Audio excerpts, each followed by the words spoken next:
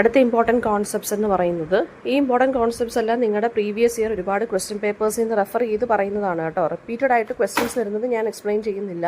നമ്മൾ ഇന്നലെ എക്സ്പ്ലെയിൻ ചെയ്തതിനകത്ത് നിന്ന് തന്നെ കുറേ ടേംസ് വീണ്ടും ചോദിച്ചിട്ടുണ്ട്. അതായത് അനഗ്നോറിസിസ് എന്ന് വെച്ച് കഴിഞ്ഞാൽ എന്താണ്, പിന്നെന്താണ് നമ്മുടെ പെരിപ്പിറ്റി എന്താണെന്നൊക്കെ വീണ്ടും ചോദിച്ചിട്ടുണ്ട്. മിസ്റ്ററി പ്ലേസ് എന്താണെന്ന് ചോദിച്ചിട്ടുണ്ട്. നാട്യശാസ്ത്രത്തെക്കുറിച്ച് വീണ്ടും ചോദിച്ചിട്ടുണ്ട്. അപ്പം നമുക്ക് അല്ലാതുള്ള ക്വസ്റ്റ്യൻസ് നോക്കാം. അനഗ്നോറിസിസ് നേരത്തെ ഡിസ്കസ് ചെയ്തുകൊണ്ട് ഞാൻ പറയുന്നില്ല. അടുത്തത് ഈസ്കിലസിൻ്റെ ഗ്രേറ്റ് പ്ലേസ് ഏതൊക്കെയാണ്? ഈസ്കിലസ് എന്ന് പറയുന്നത് ഫാദർ ഓഫ് ഗ്രീക്ക് ട്രാജഡിയാണ്. അദ്ദേഹമാണ് സെക്കൻഡ് ആക്ടർ എന്നുള്ള കോൺസെപ്റ്റ് തിയേറ്ററിൽ ഇൻട്രൊഡ്യൂസ് ചെയ്യുന്നത്. ഡയലോഗ്സ് എക്സ്പാൻഡ് ചെയ്തതും ഇദ്ദേഹം തന്നെയാണ് കേട്ടോ. അദ്ദേഹത്തിൻ്റെ മോസ്റ്റ് ഫേമസ് ട്രിലജി എന്ന് പറയുന്നത് ഒറസ്റ്റിയ എന്നാണ്. ORESTEIA. അഗമെമ്നൻ. അപ്പോൾ ഒറസ്റ്റിയക്കകത്ത് വരുന്നതെന്ന് വെച്ച് കഴിഞ്ഞാൽ അഗമെമ്നൻ എന്നുള്ള അതായത് ഒരു ക്യാരക്ടറിൻ്റെ ഇത് വരുന്നുണ്ട്, മെയിൻ ഒരു പ്ലേ വരുന്നുണ്ട്. അഗമെമ്നൻ എന്ന് പറയുന്നത് അഗമെമ്നൻ്റെ മർഡർ ബൈ ക്ലിറ്റംനെസ്ട്ര. പിന്നെ ദ ലിബേഷ്യൻ ബിയറേഴ്സ് എന്ന് പറഞ്ഞൊരു വർക്കുണ്ട്. അത് ഒറസ്റ്റസ് അദ്ദേഹത്തിൻ്റെ ഫാദറിൻ്റെ ഡെത്ത് അവെഞ്ച് ചെയ്യുന്നതാണ്. പിന്നെ യുമിനൈറ്റ്സ് എന്ന് പറഞ്ഞൊരു വർക്ക് വരുന്നുണ്ട്. ഒറസ്റ്റസിൻ്റെ ട്രയലും ജസ്റ്റിസിൻ്റെ ബർത്തും അതുപോലെ തന്നെ പ്രോമിത്യൂസ് ബൗണ്ട് ഉണ്ട്, പ്രോമിത്യൂസിൻ്റെ പണിഷ്മെൻറ്റും. അപ്പോൾ അദ്ദേഹത്തിൻ്റെ പ്ലേസ് ഓഫൺ ഡീൽ ചെയ്യുന്നത് ഡിവൈൻ ജസ്റ്റിസും ഹ്യൂമൻ സഫറിങ്ങുമായിട്ടൊക്കെ ഉള്ളതാണ്, കണക്ഷനാണ്. കോറസിനെ ഇന്നവേറ്റീവായിട്ട് യൂസ് ചെയ്തു അദ്ദേഹം. അതായത് സ്റ്റേജിൽ ആക്ഷൻസ് നടക്കുമ്പോൾ അതിനെക്കുറിച്ച് കമൻറ്റ് ചെയ്യാനാണ് അദ്ദേഹം കോറസിനെ എന്ത് ചെയ്തത്, റെക്കമെൻഡ് ചെയ്തത്. ആൻഡ് നെക്സ്റ്റ് വരുന്ന ക്വസ്റ്റ്യൻ എന്ന് പറയുന്നത് ഏൻഷ്യൻ ഗ്രീസിലെ ഗ്രേറ്റസ്റ്റ് കോമിക് പ്ലേ റൈറ്റ്. കോമിക് പ്ലേ റൈറ്റ് എന്ന് കേട്ടാൽ ഉടനെ തന്നെ എഴുതിക്കോണം, അരിസ്റ്റോഫെനസ് ആണ്. അദ്ദേഹത്തിൻ്റെ ഓൾഡ് കോമഡി പീരീഡിലാണ് അദ്ദേഹം എഴുതിയിരുന്നത്. അദ്ദേഹത്തിൻ്റെ പ്ലേസിനകത്ത് പൊളിറ്റിക്സിനെ കുറിച്ചും വാറിനെ കുറിച്ചും പിന്നെന്താണ് പറയുന്നത് എഥീനിയൻ സൊസൈറ്റിയെക്കുറിച്ചൊക്കെയാണ് അദ്ദേഹം എഴുതിയത്. ദ ക്ലൗഡ്സ്, ദ ഫ്രോഗ്സ്, പിന്നെ ഇതൊക്കെയാണ് മോസ്റ്റ് ഇമ്പോർട്ടൻ്റ് ആയിട്ടുള്ള പ്ലേസ് എന്ന് പറയുന്നത്. ക്ലൗഡ്സിനകത്ത് സോക്രട്ടീസിനെ ബാക്കിയുള്ള ഫിലോസഫേഴ്സിനെയും കളിയാക്കുന്നുണ്ട്. പിന്നെന്താണ് ഫ്രോഗ്സിനകത്ത് ഗ്രീക്ക് ട്രാജഡിയെക്കുറിച്ചുള്ള ഡിക്ലൈനെ സറ്ററൈസ് ചെയ്യുന്നുണ്ട്. വിറ്റ്, പൊളിറ്റിക്കൽ ക്രിറ്റിസിസം, ഫാൻറ്റസി. പിന്നെ അതാണ് അദ്ദേഹത്തിൻ്റെ സ്റ്റൈൽ എന്ന് പറയുന്നത്. കോറസും സോങ്സും ഓഡിയൻസിനെ ഡയറക്റ്റായിട്ടും ഇദ്ദേഹം അഡ്രസ്സ് ചെയ്തിട്ടുണ്ട്. ഇദ്ദേഹത്തിൻ്റെ വർക്ക്സ് പിന്നെന്താണ് ലേറ്റർ കോമഡി ഫോംസിനെ ഇൻഫ്ലുവൻസ് ചെയ്തു. അതുകൊണ്ട് തന്നെ ഇദ്ദേഹത്തിൻ്റെ ഫാദർ ഓഫ് കോമഡി എന്നാണ് അറിയപ്പെടുന്നത് കേട്ടോ. നെക്സ്റ്റ് വരുന്നത് ഷേക്സ്പിയറിൻ്റെ പ്ലേസിലെ വിമൻ ക്യാരക്ടേഴ്സ് ആണ്, അല്ലെങ്കിൽ വിമൻ ഇൻ ഷേക്സ്പിയർസ് പ്ലേസ് ആണ്. ഷേക്സ്പിയറിൻ്റെ സമയത്ത് നമ്മൾ നേരത്തെ പഠിച്ചു എലിസബത്തൻ ഏജിൽ പെണ്ണുങ്ങളെ, അതായത് women were not allowed to act on stage. Female roles എല്ലാം യങ് ബോയ്സ് അല്ലെങ്കിൽ യങ് മെൻ ആയിരുന്നു പ്ലേ ചെയ്തിരുന്നത്, because of some social and religious restrictions. അപ്പോൾ ബോയ്സിനെ ഫീമെയിൽ വോയിസും ജസ്റ്റേഴ്സും എല്ലാം ഇമിറ്റേറ്റ് ചെയ്യാൻ വേണ്ടി ട്രെയിൻ ചെയ്തിരുന്നു. ഫോർ എക്സാമ്പിൾ റോമിയോ ആൻഡ് ജൂലിയറ്റിലെ ജൂലിയറ്റ് ആവാൻ വേണ്ടി, ലേഡി മാക്ബത്ത് ആവാൻ, ഇതെല്ലാം മെയിൽ ക്യാരക്ടേഴ്സാണ് ആണുങ്ങളാണ് പ്ലേ ചെയ്തത്. വിമൺ ആക്ടേഴ്സിനെ ബാൻ ചെയ്തിരുന്നു ഡ്യൂറിങ് ദ റെസ്റ്റോറേഷൻ പീരീഡ്. ഈ പ്രാക്ടീസ് കാരണമാണ് ഫെമിനിറ്റി എന്ന് പറയുന്ന സംഭവം അതായത് അദ്ദേഹത്തിൻ്റെ ഷേക്സ്പിയറിയൻ പ്ലേസിലെ ഫെമിനിറ്റി അല്ലെങ്കിൽ feminine characters or female characters we played by male character അല്ലെങ്കിൽ മെൻ ആയിരുന്നു. ഓക്കെ. പിന്നെ 1660s first English actress appear ചെയ്യുന്നത് കേട്ടോ. പിന്നെ ബെൻ ജോൺസന്റെ പ്ലേസിനെ കുറിച്ച് ചോദിച്ചിട്ടുണ്ട്. Ben Johnson comedy of humours ആണ് എഴുതിയിട്ടുള്ളത്. സൊസൈറ്റിയിലെ പ്രശ്നങ്ങളെക്കുറിച്ചും കാര്യങ്ങളെക്കുറിച്ചൊക്കെയാണ് അദ്ദേഹം എഴുതിയത്. അപ്പോൾ കോമഡി ഓഫ് ഹ്യൂമേഴ്സ് എന്ന് വെച്ചാൽ ഓരോ ക്യാരക്ടറിലും, അതായത് നമ്മുടെ ഓരോരുത്തരിലും നമുക്ക് ഓരോ പേഴ്സണാലിറ്റി ടൈപ്പ് ഉണ്ട്. ആ പേഴ്സണാലിറ്റി ടൈപ്പിനെ ഡിസൈഡ് ചെയ്യുന്നത് നമ്മുടെ ബോഡിയിലുള്ള കുറച്ച് ഹ്യൂമേഴ്സ് ആണ് അല്ലെങ്കിൽ ഫ്ലൂയിഡ്സ് ആണെന്ന് നമുക്ക് വേണമെന്നുണ്ടെങ്കിൽ പറയാം. അപ്പോൾ every man in his humour എന്നുള്ളതാണ് അദ്ദേഹത്തിൻ്റെ ബെസ്റ്റ് നോൺ പ്ലേ വർക്ക് എന്ന് പറയുന്നത്. അദ്ദേഹം കുറേ സറ്ററിക്കൽ കോമഡീസും എഴുതിയിട്ടുണ്ട്. വോൾപോൺ, ദ ഫോക്സും, ദി ആൽക്കമിസ്റ്റും. പിന്നെ മോറൽ കറക്ഷനാണ് ഇദ്ദേഹം ഇമ്പോർട്ടൻസ് കൊടുക്കുന്നത്. അരിസ്റ്റോട്ടലിൻ്റെ ഹൊറോസിൻ്റെയൊക്കെ ആ ഒരു സ്ട്രക്ചറിനെ ഇദ്ദേഹം ഒരുപാട് അഡ്മയർ ചെയ്തിരുന്നു. കിങ് ജെയിംസ് ഫസ്റ്റിൻ്റെ കോർട്ടിൽ മാസ്കുകൾ എന്ന് വെച്ചാൽ എൻ്റർടൈൻമെൻ്റ് ആയിട്ടുള്ള കുറച്ച് ഷോസ് അതിനു വേണ്ടി ഇദ്ദേഹം എഴുതിയിട്ടുണ്ട്. റിയലിസം പ്ലസ് മോറൽ പർപ്പസ് ആണ് ഇദ്ദേഹത്തിൻ്റെ സ്റ്റൈൽ എന്ന് പറയുന്നത്.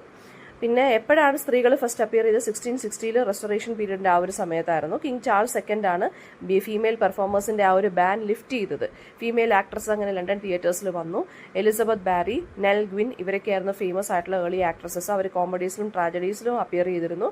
അപ്പോൾ ഇതിന് മുന്നേ ഫീമെയിൽ റോൾസ് എല്ലാം പ്ലേ ചെയ്തിരുന്ന ആണുങ്ങളായിരുന്നു. 1660s ഒക്കെ ആയപ്പോഴാണ് ഇതിന് മാറ്റം വന്നത്. വിമൻസ് റോൾസ് എന്ന് പറയുന്നത് നാച്ചുറൽ ആൻഡ് ഇമോഷണൽ ആയിട്ട് മാറി. ഇനി എന്താണ് അനുഭാവ അക്കോർഡിംഗ് ടു ഭരത? അനുഭാവ എന്ന് നാട്യശാസ്ത്രത്തിൽ അനുഭാവ എന്ന് വെച്ച് കഴിഞ്ഞാൽ എക്സ്പ്രസീവ് റിയാക്ഷൻ, അതായത് നമ്മുടെ ഇന്നർ ഇമോഷൻ്റെ, അതായത് ഭാവത്തിൻ്റെ ഔട്ട്വേർഡ് മാനിഫെസ്റ്റേഷൻ അല്ലെങ്കിൽ ഔട്ട്വേർഡ് എക്സ്പ്രഷനെയാണ് നമ്മൾ അനുഭാവ എന്ന് പറയുന്നത്. നമ്മുടെ ഫേഷ്യൽ എക്സ്പ്രഷൻ, ജസ്റ്റേഴ്സ്, മൂവ്മെൻറ്റ്സ് ഒക്കെ ഇതിനകത്ത് വരും. ഓഡിയൻസിനെ ഏത് രസമാണ് കൺവേ ചെയ്യുന്നതെന്ന് അറിയാൻ സാധിക്കും. അപ്പോൾ ട്രെംബ്ലിങ്, സ്മൈലിംഗ്, ടിയേഴ്സ്, ഇതൊക്കെയാണ് എക്സാമ്പിൾസ് എന്ന് പറയുന്നത്. അപ്പോൾ വിഭാവ, അനുഭാവ, വ്യഭിചാരി എന്ന് പറഞ്ഞ് 3 കാര്യങ്ങളുണ്ട്. അതിലൊരെണ്ണമാണ് അനുഭാവ എന്ന് പറയുന്നത്. അപ്പോൾ വിഷ്വലി ഇമോഷൻ എങ്ങനെ നമുക്ക് കമ്മ്യൂണിക്കേറ്റ് ചെയ്യാൻ സാധിക്കുന്നു, അത് പിന്നെന്താണ്, കൺട്രോൾഡ് ആണ്, ആർട്ടിസ്റ്റിക് ആണ്, റിയൽ ആയിട്ടുള്ള ഇമോഷനെ അല്ല. അപ്പോൾ ആക്ടറിനെയും ഓഡിയൻസിനെയും തമ്മിൽ ഒരു ഷെയർഡ് ഫീലിംഗിൽ യുണൈറ്റ് ചെയ്യുന്നു. ഓക്കെ, ഇനി മെയിൻ മ്യൂസിക്കൽ ഇൻസ്ട്രുമെൻറ്റ്സിന് കഥകളി എന്ന് വെച്ചാൽ 4 മെയിൻ മ്യൂസിക്കൽ ഇൻസ്ട്രുമെൻറ്റ്സ് ഉണ്ട്.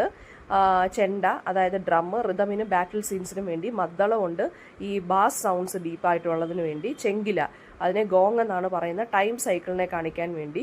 ഇലത്താളം, സിംബൽസ്, ബീറ്റിനും ആക്സൻസിനും വേണ്ടി. ശംഖുണ്ട്, അതായത് കൊഞ്ച്, അത് കീ മൊമെന്റ്സിൽ ബ്ലോ ചെയ്യാൻ വേണ്ടിയാണ്. ഓക്കെ, മെയിനായിട്ട് 4 എണ്ണമാണുള്ളത്. പിന്നെ ബാക്കി ഒരു 6 എണ്ണം കൂടെ ഞാൻ പറഞ്ഞതേ ഉള്ളൂ. സിംഗിങ് ആൻഡ് ആക്ടിങ്ങിലൂടെയാണ് ഇൻസ്ട്രുമെന്റ്സ് യൂസ് ചെയ്യുന്നത്. ആ ഒരു രസ അല്ലെങ്കിൽ മൂഡ് ആൻഡ് ഇമോഷനെ ഇത് എൻഹാൻസ് ചെയ്യുന്നു അല്ലെങ്കിൽ അപ്ലിഫ്റ്റ് ചെയ്യുന്നു.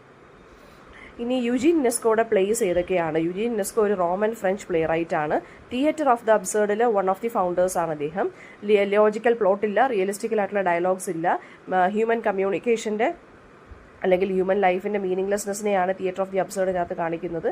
അദ്ദേഹത്തിൻ്റെ മോസ്റ്റ് ഇമ്പോർട്ടൻറ്റ് പ്ലേ എന്ന് പറയുന്നത് ദ ബോൾഡ് സൊപ്പരാനോ.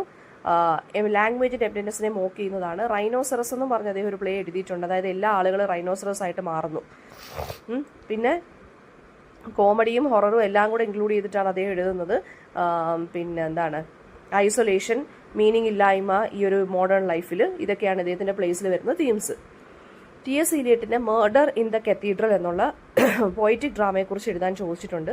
അതൊരു റിലീജിയസ് അല്ലെങ്കിൽ പോയറ്റിക് ഡ്രാമയാണ്. ടി.എസ്. ഇലിയട്ട് 1935 ഇത് എഴുതിയിരിക്കുന്നത്. ആർച്ച് ബിഷപ്പ് തോമസ് ബെക്കറ്റിൻ്റെ മേർഡർ, അതിനെ ഡ്രാമറ്റൈസ് ചെയ്തിട്ടാണ് ഇദ്ദേഹം എഴുതിയിരിക്കുന്നത്. ഒരു മോഡേൺ വേഴ്സ് ഡ്രാമയാണ്, പക്ഷെ അത് എഴുതിയിരിക്കുന്ന കവിത പോലെയാണ്. അതാണ് വേഴ്സ് ഡ്രാമ എന്ന് പറയുന്നത് കേട്ടോ. പിന്നെ ക്രിസ്ത്യൻ ബിലീഫ്സും സ്പിരിച്വൽ തീംസും ഒക്കെയാണ് ഇതിനകത്തുള്ളത്. ചർച്ചും സ്റ്റേറ്റും തമ്മിലൊരു കോൺഫ്ലിക്റ്റ് കാണിക്കുന്നുണ്ട്. ഇതിനകത്ത് കോറസ് വിമൻ ആണ് കേട്ടോ. പിന്നെ മാർട്ടിയഡം, ഫെയ്ത്ത്, ഇതൊക്കെ കാണിക്കുന്നു. അപ്പോൾ മോഡേൺ ട്രാജഡി ആൻഡ് പോയറ്റിക് തിയേറ്ററിൽ വരുന്നൊരു വർക്കാണ് ടി.എസ്. ഇലിയട്ടിൻ്റെ മേർഡർ ഇൻ ദി കത്തീഡ്രൽ എന്ന് പറയുന്നത്. പിന്നെ mask in ancient Greek theatre. Mask എന്ന് വെച്ചാൽ ഗ്രീക്ക് തിയേറ്റർ പെർഫോമൻസിൽ എസെൻഷ്യൽ ആയിട്ടുള്ളൊരു കാര്യമായിരുന്നു.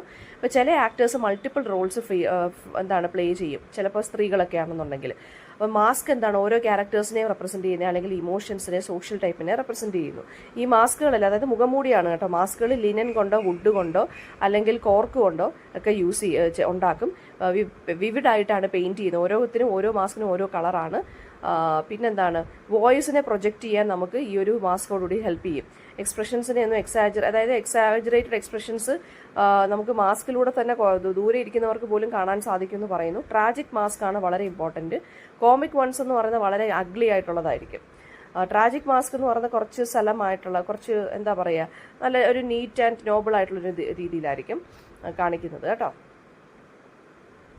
ഇനി അരിസ്റ്റോട്ടലിന്റെ യൂണിറ്റി ഓഫ് ആക്ഷൻ നമ്മൾ നേരത്തെ ഡിസ്കസ് ചെയ്തിരുന്നു. യൂണിറ്റി ഓഫ് ആക്ഷൻ എന്ന് വെച്ച് കഴിഞ്ഞാൽ ഒരു സിംഗിൾ ആക്ഷൻ വേണം. ബിഗിനിങ്, മിഡിൽ ആൻഡ് എൻഡ് ഉണ്ടായിരിക്കണം. ലോജിക്കലി കണക്റ്റഡ് ആയിരിക്കണം. സബ് പ്ലോട്ടൊന്നും ഉണ്ടാവാൻ പാടില്ല.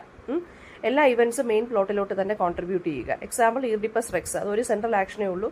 ഈഡിപ്പസിന്റെ ഡിസ്കവറി, അതായത് അച്ഛനെ കൊന്നു അമ്മയെ കല്യാണം കഴിച്ചു എന്നുള്ള ആ ഒരു ഡിസ്കവറി. ഇനി അടുത്ത പെരിപ്പിറ്റിയ എന്നുള്ളതാണ് നമ്മൾ ഇന്നലെ ഡിസ്കസ് ചെയ്തു, റിവേഴ്സൽ ഓഫ് ഫോർച്യൂൺ എന്നുള്ളത്. പെരിപ്പിറ്റിയയ്ക്ക് എക്സാമ്പിളാണ് ഈഡിപ്പസ് ഡിസ്കവർ ചെയ്യുന്നത്. ഈഡിപ്പസിന്റെ ഡിസ്കവറിയാണ് അദ്ദേഹത്തിന്റെ ഡൗൺഫോളിന് കാരണമാകുന്നത് അല്ലെ. അതേ രാജാവിന്റെ സ്ഥാനത്ത് നിന്ന് അദ്ദേഹം ഒരു ബ്ലൈൻഡ് ആയിട്ട് മാറുകയാണ് ചെയ്യുന്നത്. മിസ്റ്ററി പ്ലേസ് എന്നുള്ളത് നമ്മൾ ഡിസ്കസ് ചെയ്തിട്ടുണ്ട്. പിന്നെ വരുന്നത് കേർട്ടൻസ് ഇൻ എലിസബത്തൻ തിയേറ്റർ ആണ്. കേർട്ടൻസ് എന്ന് പറയുന്നത് ഫ്രണ്ട് കേർട്ടൻ ഇല്ലായിരുന്നു നമ്മുടെ മോഡേൺ തിയേറ്റേഴ്സിനെ പോലെ. എലിസബത്തൻ സ്റ്റേജിൽ full view of the audience നമുക്ക് കാണാൻ സാധിക്കുമായിരുന്നു. പിന്നെന്താണ്, സീൻ ചേഞ്ചസ് എങ്ങനെ മാറിയെന്ന് വെച്ചാൽ ആക്ടേഴ്സ് എൻട്രി ചെയ്യുമ്പോഴും എക്സിറ്റ് ചെയ്യുമ്പോഴും മാത്രമായിരുന്നു നമ്മൾ അറിയുന്നത്. ചിലതിനകത്ത് ഇന്നർ കേർട്ടൻസ് ഉണ്ടായിരുന്നു. ഈ കർട്ടൻസ് റിവീൽസ്, അതായത് പിന്നെ ഈ സീക്രട്ട് ആക്ഷൻസിന് വേണ്ടിയായിരുന്നു ഈ ഒരു സ്പേസ് നമ്മൾ യൂസ് ചെയ്തിരുന്നത്. ആ സ്പേസിനെ നമ്മൾ ഡിസ്കവറി സ്പേസ് എന്നാണ് വിളിക്കുന്നത്. കർട്ടൻസ് ഇല്ലാത്തത് കൊണ്ട് തന്നെ കണ്ടിന്യൂസ് ആയിട്ടൊരു ഫ്ലോ ഓഫ് ആക്ഷൻ ഉണ്ടായിരുന്നു. പിന്നെന്താണ് പറയുന്നത്, ഓക്കെ, ഇത്രയായിരുന്നു എലിസബത്തൻ ഡ്രാമയിലുള്ള കേർട്ടൻസിന്. പിന്നെ നാട്യശാസ്ത്രത്തെക്കുറിച്ച് വീണ്ടും ചോദിച്ചിട്ടുണ്ട്. നമ്മൾ നേരത്തെ പഠിച്ചിട്ടുള്ളതാണ്. 7 ടൈപ്സ് ഓഫ് മേക്കപ്പിനെ കുറിച്ച് വീണ്ടും ചോദിച്ചിട്ടുണ്ട്. പിന്നെ വരുന്നതെന്ന് വെച്ചാൽ എപ്പിക് തിയേറ്റർ എന്താണെന്ന് ചോദിച്ചിട്ടുണ്ട്. അതും നമ്മൾ പഠിച്ചിട്ടുള്ളതാണ്. കഥാർസിസിനെ കുറിച്ച്, കഥാർസിസ് എന്ന് വെച്ചാൽ പ്യൂരിഫിക്കേഷൻ ഓഫ് ഇമോഷൻസ് ആണ്. അരിസ്റ്റോട്ടിലാണ് അതിനെ ഡിഫൈൻ ചെയ്തത്. അത് പിറ്റി ആൻഡ് ഫിയറിലൂടെയാണ്. നമുക്ക് ട്രാജഡി വാച്ച് ചെയ്യുമ്പോഴാണ് കഥാർസിസ് നമുക്ക് വരുന്നത്. പിന്നെന്താണ്, അതായത് ഈഡിപ്പസിന്റെ ആ ഒരു ഡൗൺഫോൾ കാണുമ്പോൾ ഓഡിയൻസിന് പെട്ടെന്ന് തന്നെ റിലേറ്റ് ചെയ്യാൻ സാധിക്കുന്നു. സോ അതുവഴി അവർക്ക് സങ്കടമാകുമ്പോൾ അവരുടെ ഇമോഷൻസ് ക്ലിയർ ആവുന്നു. ഓക്കെ, പിന്നെ റേഡിയോ പ്ലേ നമ്മൾ നോക്കി. എക്സിസ്റ്റൻഷ്യലിസം എന്ന് വെച്ചാൽ ഒരു 20th സെഞ്ചുറി ഫിലോസഫിക്കൽ മൂവ്മെന്റ് ആണ്. ഇൻഡിവിജ്വൽ ഫ്രീഡം, ചോയ്സ് ആൻഡ് റെസ്പോൺസിബിലിറ്റിയെ ബേസ് ചെയ്തിട്ടിരിക്കുന്നു. Jean Paul Sartre, Albert Camus, Simone de വിവറൊക്കെയാണ് എക്സിസ്റ്റൻഷ്യലിസത്തിന്റെ ആളുകൾ. അതായത് ഒരു കൺഫോമിറ്റി അല്ലെങ്കിൽ റൂൾസ് ആൻഡ് റെഗുലേഷൻസിനെ റിജക്ട് ചെയ്യുന്നതാണ്, ഒരു ഡിവൈൻ ഓർഡറിനെയൊക്കെ റിജക്ട് ചെയ്യുന്നതാണ് എക്സിസ്റ്റൻഷ്യലിസം എന്ന് പറയുന്നത്. ഹ്യൂമൻ ബീങ്സ് തന്നെ വേണം ഹ്യൂമൻ ബീങ്സ് തന്നെ വേണം നമ്മുടെ ലൈഫ് ഇവിടെ ഡിഫൈൻ ചെയ്യാൻ. ഇതൊരു മീനിങ്ലെസ് വേൾഡ് ആണ്, നമ്മൾ തന്നെ നമ്മുടെ മീനിങ് ക്രിയേറ്റ് ചെയ്യുക. കോമൺ തീംസ് വരുന്ന ഏലിനേഷൻ, അബ്സർഡിറ്റി, ഫ്രീഡം, ആൻസൈറ്റി ഒക്കെ വരുന്നുണ്ട്. ഇതാണ് തിയേറ്റർ ഓഫ് ദി അബ്സർഡിനെ ഇൻഫ്ലുവൻസ് ചെയ്തത്. പിന്നെ ആൽബർട്ട് ക്യാമുവിൻ്റെ കാലിഗുള എന്നുള്ള വർക്കും ജീൻ പോൾ സട്രയുടെ നോ എക്സിറ്റ് എന്നുള്ള വർക്കും ഇതിന് ഇമ്പോർട്ടൻ്റ് ആണ് കേട്ടോ.